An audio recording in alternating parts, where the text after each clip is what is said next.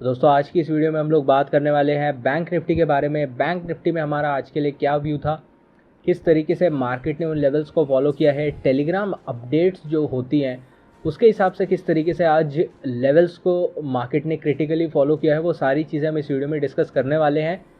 World market turmoil, जो आपको मैंने निफ्टी वाली वीडियो में बताया था कि वर्ल्ड मार्केट में बहुत ज़्यादा प्रेशर इस वक्त आ रहा है, लगभग 350 पॉइंट डाउन है डाउ। अब जो है डाउ फ्यूचर्स लगभग 500 पॉइंट डाउन हो चुके हैं। जो नैस्डैक है, जो अब तक होल्ड कर रहा था मार्केट को, उसने सडनली एक फॉल दिया है। अगर आप देखें लगभग 430 के अराउंड 100 पॉइंट की एक गिरावट नैस्डैक में देखने को मिली है। और S&P जो 500 है उसमें भी लगभग 50 पॉइंट्स की गिरावट अभी फ्यूचर्स लेवल पे चल रही है। 2.5% से ज़्यादा जो है इस वक्त यूरोपियन मार्केट्स डाउन है। तो वर्ल्ड वाइड इस वक्त पैनिक सिनेरियो है। आपका कल के लिए क्या ट्रेड बनना चाहिए, कौन कौन से इंपॉर्टेंट लेवल्स होंगे, वो सारी चीज़ें हम इस वीडियो में डिस्कस करने वाले हैं। तो दोस्तों वीडियो शुरू करने से पहले अगर आप लोगों ने अभी तक हमारे यूट्यूब चैनल को सब्सक्राइब नहीं किया है तो सब्सक्राइब कर दीजिएगा, बेल आइकन दबा दीजिएगा और इस वीडियो का लाइक हम रखते हैं 2000 लाइक्स। लाइक किए बगैर कहीं भी मत जाइएगा। चलिए अब ज़्यादा टाइम वेस्ट ना करते हुए वीडियो को शुरू करते हैं।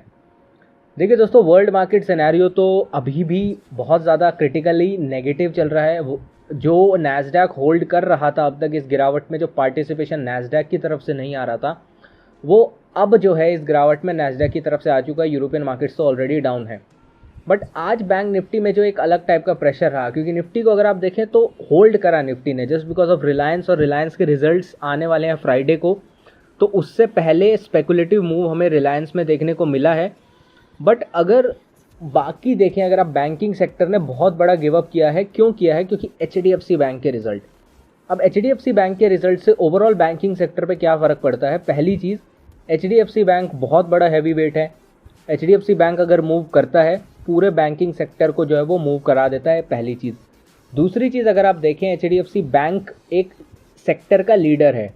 जो मैं आपको चीज़ बोलता हूँ, अगर आपको किसी सेक्टर में, जैसे ये सेक्टोरल रोटेशन होती है या फिर आप सेक्टर वाइज मार्केट का असेसमेंट करते हैं, तो अगर कोई सेक्टर ब्रेकआउट दे रहा होता है, किसी सेक्टर में स्ट्रेंथ दिख रही होती है, तो ज़्यादातर जो पहला अट्रैक्शन आता है इन्वेस्टर्स का या फिर बड़े प्लेयर्स का, वो सेक्टर के लीडर के ऊपर आता है। तो अगर सेक्टर का लीडर HDFC बैंक जैसा एक बैंक अगर जो है रिजल्ट एक्सपेक्टेशन से ख़राब रिजल्ट देगा, तो पूरे बैंकिंग सेक्टर के ऊपर प्रेशर आएगा। क्यों? क्योंकि जब लीडर ख़राब है तो उसके बाद जो लेगार्ड्स हैं, मतलब जो सेकंड थर्ड फोर्थ नंबर्स पे आते हैं, उनके ऊपर आप समझ सकते हैं कि कितना ज़्यादा प्रेशर पड़ सकता है। तो ये चीज़ हमें जो है एक चीज़ देखने को मिल सकती है, जो आज के दिन मिली है, जिसका अंदेशा हमें था अगर रिज़ल्ट ख़राब आएंगे तो। और ऐसा ही होता, देखिए अगर रिज़ल्ट अच्छे आते ना, वर्ल्ड मार्केट के साथ हम इतना नहीं गिरते। निफ्टी की तरह ही हम लोगों का, मतलब बैंक निफ्टी रिकवर हो जाता 200-300 पॉइंट यहाँ से, अगर HDFC बैंक के रिजल्ट एस्टिमेट्स के आसपास आते। But just because HDFC bank के रिजल्ट एक्सपेक्टेशन से भी ख़राब आए, तो उसने सारी दिक्कत कर दी है। ऑप्शन चेन डेटा अब कल के लिए क्या बन रहा है? देखिए ऑप्शन चेन डेटा जिस प्रकार से निफ्टी में बन रहा है, बैंक निफ्टी में भी उतना ही इंटरेस्टिंग बन रहा है।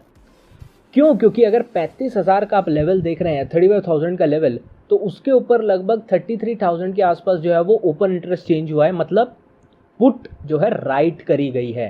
35,000 की पुट राइट करी गई है। 68,000 का OI जो है आज के दिन बना है। 35,000 की पुट में हाईएस्ट ओपन इंटरेस्ट है। अगर आप पुट की साइड कहीं भी देख रहे हैं तो सेकेंड हाईएस्ट अगर कहीं पे बन के आ रहा है इस वक्त, वो आ रहा है 34,500 के ऊपर, जहाँ पे 47,000 के आसपास टोटल OI है। तो ये दो जो है एक ऑप्शन चेन में जो मेरे को सपोर्ट दिखाई दे रहा है वो है। आज के दिन क्या हुआ, ये जो सारे पुट राइटर्स है, आप देखिए 35,500 का जो पुट राइटर था उसका दबा के लॉस हुआ है आज। अगर आप change in just amount of change देखिए, एक लॉट पे 300 रुपये का जो है आप बोल सकते हैं घाटा पड़ा है आज, जिसने भी नेकेड पुट बेची होगी। तो ये आप समझ सकते हैं नेकेड बिना हेज के अगर आप ऑप्शन सेलिंग करते हैं तो कितना डेंजरस हो सकती है। ऑप्शन बाइंग का तो मैंने आपको बता ही रखा है, बट उसके चक्कर में कुछ लोग नेकेड ऑप्शन सेलिंग में चले जाते हैं, वो भी आपको अवॉइड करना चाहिए।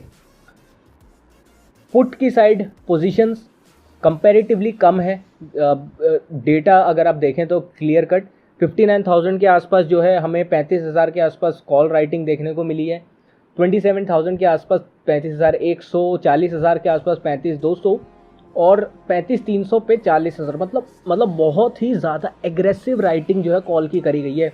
अगर आप देखें तो 60,000, 30,000, 40,000, 40,000, 30,000 और उसके ऊपर हल्की फुल्की 35,500 पे तो पहले से ही हाईएस्ट ओपन इंटरेस्ट जो कल के दिन बना हुआ था 53,000 का, वो कंसोलिडेट हुआ। और आज के दिन जो हाईएस्ट ओपन इंटरेस्ट कॉल की साइड इस वक्त बना हुआ है 36,000 के अलावा, वो है 35,000 पे, जहाँ पे 63,000 कॉन्ट्रैक्ट्स राइट किए गए हैं कॉल्स के, और आज के दिन ही 59,000 राइटिंग हुई है। हम बंद कहाँ हुए? हम हुए हैं बंद लगभग 70 पॉइंट ऊपर। बट अभी जो मार्केट सिनेरियो लग रहा है, और मैं वर्ल्ड मार्केट देख रहा हूँ, लगभग 500 पॉइंट के आसपास डाउ की वीकनेस जा रही है। जो डैक्स है वो 400 पॉइंट नीचे चला हुआ है, तो टर्मोइल चल रहा है। तो आपको किस तरीके से प्ले आउट करना चाहिए?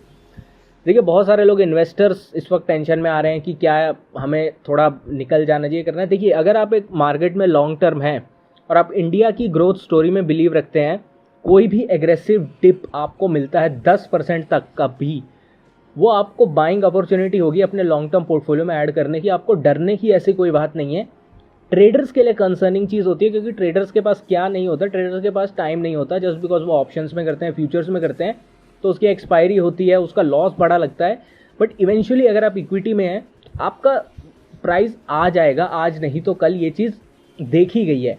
अभी कोई ऐसा नेगेटिव सिनेरियो नहीं है कि कोई हम बड़े बियर मार्केट में या फिर 20-30% का कोई करेक्शन हमें मिल रहा है। एक मामूली ये करेक्शन होता है, बट इसमें ये नहीं कि आपको बोलते हैं ना शूरवीर बन के खड़े हो जाना है सामने। आपको थोड़ा लेवल्स के ऊपर फोकस करना है, लेवल्स के ऊपर फोकस करके ट्रेड करना है। और जहाँ पे आप इन्वेस्टमेंट में अच्छे खासे प्रॉफिट में हैं, वहाँ पे आपको बुक करना है, और नीचे अपॉर्चुनिटी मिले तो ऐड करना है। ये स्ट्रैटेजी हमें रखनी चाहिए। खैर, इन्वेस्टर की बात अलग है, उसके लिए तो एक अलग ही पूरा टॉपिक हो जाएगा। बट कल के लिए हमें क्या स्ट्रैटेजाइज करना है? देखिए, आज मैंने क्या बोला था, गैप डाउन होने के बाद ही गया 35,350 के आसपास। बिल्कुल एग्जैक्ट इसी रेंज में जो है मार्केट ने आज के दिन रिजेक्शन लिया है। उसके बाद क्या हुआ? रिजेक्शन आया, मार्केट डायरेक्ट नीचे गया और इसने लोज टेस्ट किया, और हमारा जो सपोर्ट लेवल था 34,900 का, ये टेस्ट हुआ है। अब कल क्या ट्रेड बनेगा? बैंक निफ्टी जब तक 34,900 से लेकर 850 का एरिया होल्ड कर रहा है, जब तक 34,900 से लेकर 850 का एरिया होल्ड कर रहा है, आप लोगों को डरने की कोई बात नहीं है। 850 निकलेगा तब बैंक निफ्टी में वीकनेस आएगी, और ये बैंक निफ्टी को 34,650 तक जो है नीचे लेके जा सकती है। तो 850 के नीचे हम लोग पोजीशन ऐड कर सकते हैं। मान लीजिए हम 34,800 या फिर 34,900 की पुट ऑप्शन जो है वो ऐड कर सकते हैं अपॉन योर रिस्क एपेटाइट। और हमारा टारगेट क्या होगा? 34,650 या फिर 34,700 तक अपन एक टारगेट लेके चलेंगे। ठीक है, ये अपना जो है एक टारगेट बनता है। अगर मान लीजिए कोई बड़ा गैप डाउन हो जाता है, 200, 300, 400, 500 पॉइंट का गैप डाउन हो जाता है, वो मैं आपको टेलीग्राम पे उसके बाद लेवल्स को है रिफ्रेश करके अपडेट कर दूंगा। बट अभी कोई ऐसा मैसिव गैप डाउन नहीं दिख रहा, जस्ट बिकॉज जितना मार्केट फॉल हुआ है, ये मार्केट ने पचा लिया है। हमारे मार्केट ने उतना देख लिया, उतना हमने पचा लिया, स्पेशली बैंक निफ्टी ने। पुट कॉल रेशियो थोड़ा ओवर सोल्ड है, तो इस वजह से अगर गैप डाउन मिलता है तो उसे चेज मत करना। हो सकता है गैप डाउन के बाद एक बाउंस आए। मान लीजिए मार्केट इस लेवल पे खुलता है 34,700, 800 या फिर 750, 700 की रेंज में खुलता है, तो या तो इसे ये रेंज तोड़ने दीजिए, 650 के नीचे जाने दीजिए, तब आपको एक 100 पॉइंट 150 पॉइंट का ट्रेड मिल जाएगा। क्योंकि नीचे का लेवल जो है वो काफ़ी पास में एक सपोर्ट है, जो कि हमारा 34,550 के आसपास जो है वो निकल के आता है। तो ये एक सपोर्ट की तरह एक्ट करेगा। तो ज़्यादा जो है बड़ा आपको प्रॉफिट नहीं मिलेगा अगर इतना बड़ा गैप डाउन हो गया तो। बट क्या हो सकता है, जैसे आज हुआ, गैप डाउन होने के बाद एक रिकवरी आए, एक रेजिस्टेंस लेवल जो कि कल के लिए होगा 34,800 से लेकर 900, यहाँ पे रिजेक्शन मिलेगा ना, यहाँ पे एक ट्रेड बनेगा। स्टॉप लॉस आप 34,950 का लगा लीजिए, 50-100 पॉइंट का स्टॉप लॉस हो गया आपका। और उसके बाद आप लोग जो है शॉर्ट कर सकते हैं, शॉर्ट का ट्रेड इनिशिएट कर सकते हैं। लॉन्ग के लिए मैं कहाँ पर जो है सोचूंगा लॉन्ग करने का, या तो मार्केट कल इस लेवल मतलब इतना बड़ा गैप डाउन नहीं होता और इस लेवल को होल्ड करता है 34,900, 850 को, तो यहाँ पे आप लोग एक लॉन्ग का इनिशिएट कर सकते हैं। अब बाउंस बैक को अगर प्ले करना है तो बट बहुत स्ट्रिक्ट स्टॉप लॉसेस के साथ काम कीजिएगा भाई, क्योंकि लॉन्ग इस वक्त बहुत बुरी तरीके से ट्रैप हो रहे हैं। या फिर मार्केट कल फ्लैट ओपनिंग होके 35,150 के ऊपर निकलता है ना, तो आप एक छोटा टारगेट बना सकते हैं, 250 तक का एक 100 पॉइंट का टारगेट आपका बन जाएगा। तो यही बोलूँगा, अगर थोड़ा पोजिशनल मतलब थोड़ा बड़े प्रॉफिट्स के लिए खेलना है, शॉर्ट साइड इस वक्त मोर सेफ लग रही है, लॉन्ग आपको खेलना है, स्कैल्प करना है, तो ये लेवल है आप लोगों के लिए। इस लेवल से बाउंस आ सकता है। पहला अगर आप देखें तो बाउंस जोन ये बनता है, दूसरा एरिया जो बनता है ये ब्रेक होगा 35,150, तो 250 तक मार्केट एक बाउंस ले सकता है। बट इससे ज़्यादा मेरे को इस वीकली एक्सपायरी में तो स्पेशली थोड़ी मुश्किल लग रही है, just because world market scenario negative है। दोस्तों आशा करता हूँ वीडियो पसंद आई होगी। वीडियो पसंद आई हो तो वीडियो को लाइक कीजिएगा भाई। मिलता हूँ आपसे अगली वीडियो में। Thank you so much watching guys. जय हिंद, वंदे मातरम।